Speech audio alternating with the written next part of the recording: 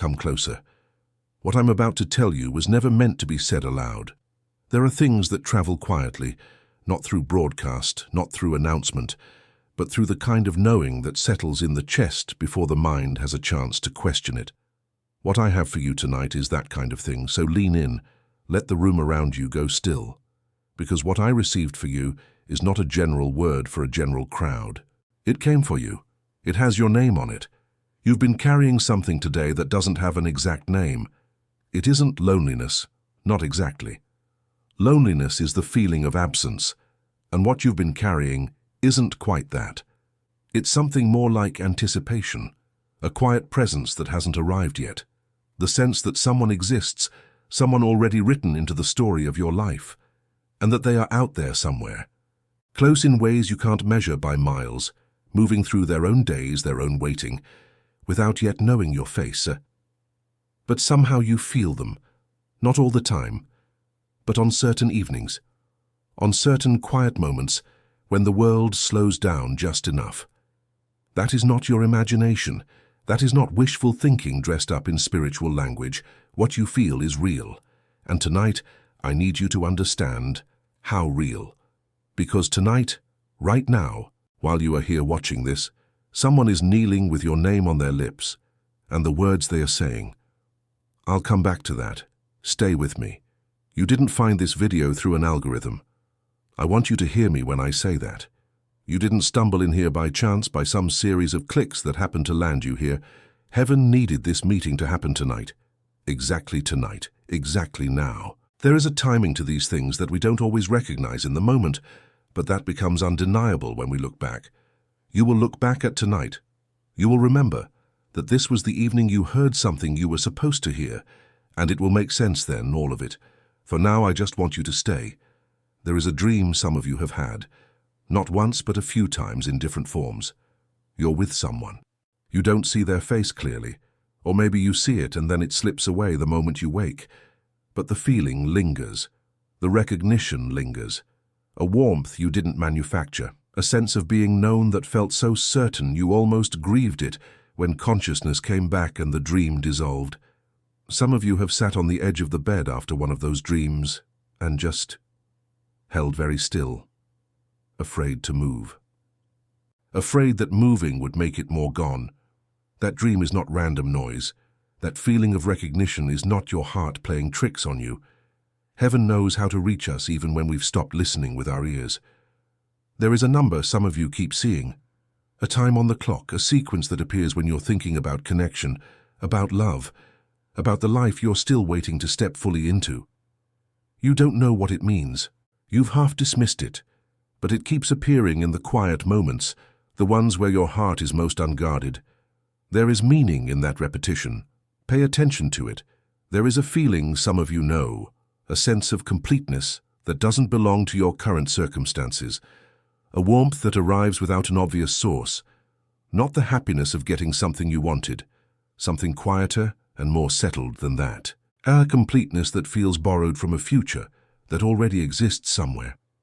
Heaven sometimes allows us to taste what is coming before it arrives, not as cruelty, not as teasing, but as confirmation, as encouragement to keep going.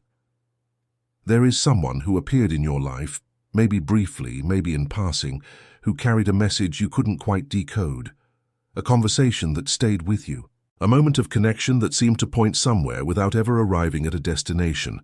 That encounter was not meaningless. Nothing is wasted. Everything in the path of the chosen one is intentional. And there is a prayer that some of you have said, or tried to say, at the edge of sleep. Not a formal prayer, more like a breath, a reaching, something that slipped out before you could think about the words, something your heart offered before your mind could censor it. A quiet, honest, almost wordless asking for the one who is supposed to come.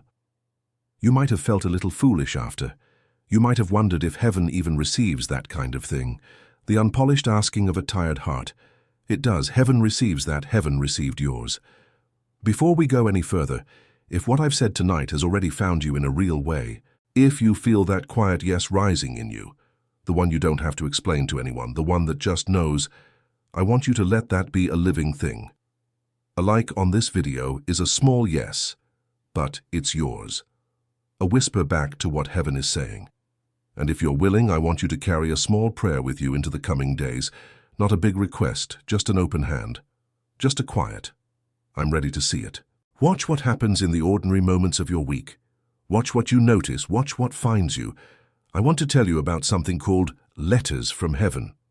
Think of it as an envelope that has been waiting, addressed specifically to you, carrying words that were held in trust until the right moment. The right moment is often not the moment we expect. It rarely arrives with fanfare. It tends to arrive in the quiet, when we've finally stopped rushing long enough to receive. What I have in this letter is what could not be said here. Not because it isn't real, it is entirely real, but because some things are not meant to be broadcast. Some things are meant to be placed gently, privately in one set of hands. This letter has three things: who you are in heaven's language, what has been spoken over you, and what this specific moment means for the timing of everything you've been waiting for. You'll find it in the pinned comment below this video, but first, I need you to understand what is happening on the other side of this waiting. You have been preparing. Perhaps you haven't thought of it that way. Perhaps the last few years, the last few seasons, the last few difficult chapters, you experienced those as setbacks, as detours, as evidence that something was wrong with your timing or your worth. But that is not what was happening. You were being prepared, quietly, persistently, in the specific ways that only you needed to be prepared. The things that broke you and were rebuilt in you. The things you had to learn the hard way about your own heart. The capacity for patience that you did not know you had until life asked you to find it. All of that was preparation. Not punishment, preparation. And here is what I want you to understand about the person who is praying for you tonight. They have also been prepared, in their own way, on their own path, with their own set of difficulties and their own rebuilt pieces. Heaven has been working on both of you, in parallel, each on your own side of the distance. Neither of you knowing about the other in the way that matters yet, but both of you being shaped, refined, made ready for the moment when the distance closes. Proverbs 18:22 says, "He who finds a wife finds a good thing and obtains favor from the Lord." But I want you to hear what lives beneath that verse, the quiet implication of it. The favor was already there. It preceded the finding. The Lord's provision was in place before the seeker ever began to seek. Heaven had already written the end of that story, before either person took the first step toward it. The meeting that is coming for you has already been written. The favor is already in motion. You are not waiting for heaven to decide. You are waiting for heaven's timing to complete what it has already set in course. Psalm 139 says, "Before a word is on my tongue, behold, O Lord, you know it altogether. You have searched me and known me. You know when I sit down and when I rise. You discern my thoughts from afar." There is nowhere we go that is hidden from heaven. There is no longing in us that is unknown. There is no prayer, no matter how quiet, no matter how unpolished, that falls into silence. Every genuine reaching of the heart is received, including the prayer that was said tonight. I want to describe something for you. I want you to come into this with me, not as a story, but as what it is, a real thing happening right now somewhere in the world, in a room you cannot see from here. Picture a quiet room. It's evening and the light is low.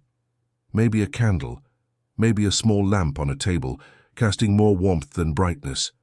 The kind of light that belongs to private moments, the kind of light no one performs in. This room is chosen. The silence in it is chosen. This is not a person who fell into prayer accidentally. This is someone who set down what they were doing and came here deliberately, with intention, to be present before heaven in a way that takes something from you.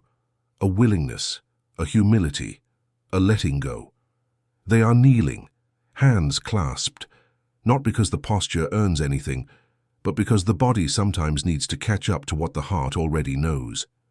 There is something in the gesture of a bowed head and folded hands that says, "I am not in charge of this. I am not demanding. I am asking.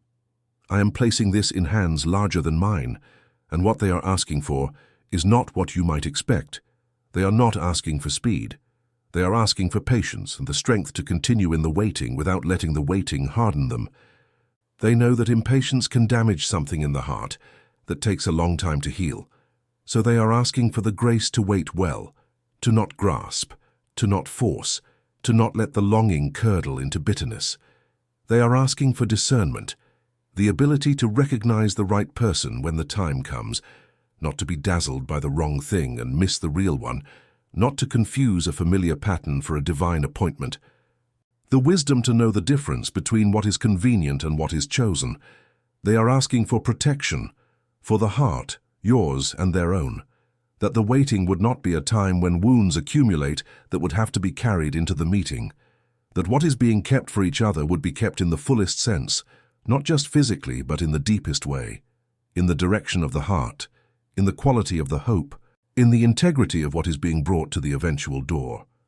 And then there was a silence, a few seconds of complete stillness, the kind that doesn't feel empty, the kind that feels full, listened to, like something was present in the room, like the words had arrived somewhere and there was a moment of receiving before what came next. And then they said a name, not a general asking, not a placeholder, a name. Spoken quietly, into the low light of that room, into whatever presence was gathered there. Spoken with a care that only comes when something matters deeply. What came after that name cannot be said here. It was not meant for an open room.